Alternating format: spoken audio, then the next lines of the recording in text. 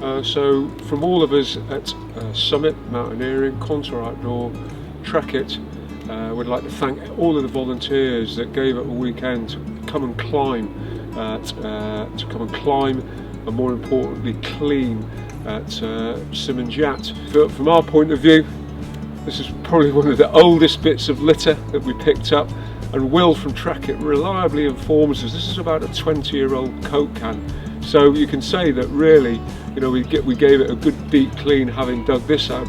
However, it's an ongoing battle. It was even on the way down to film today, we found 2 bits of litter en route, and that's within the space of a week. I'm sure, you know, amplify that by 365 days, and we will see that it's a bit like painting the Firth of Forth Bridge. You know, it's an ongoing task keeping it tidy and clean. Just to point out as well, we're in the far South Bay. Some really nice cleaning went on in this area, although not obviously visible at the moment, but it was sympathetically cleaned, getting rid of the vegetation that was encroaching on the climbs, but at the same time not disturbing ivy, grass and other bushes that birds and the wildlife use to nest. And interestingly, being in the far south, this is one of the areas, you can see it's bright and airy, this is one of the areas that the carboniferous hawkweed is found.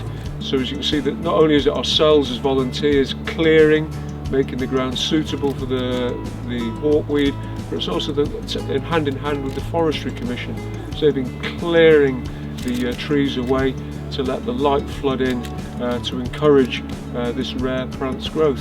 So once again, on behalf of Summit, Contour Outdoor and Trekitt, we'd like to thank you all for all the effort that you've put in to make this the lovely climbing environment that it is.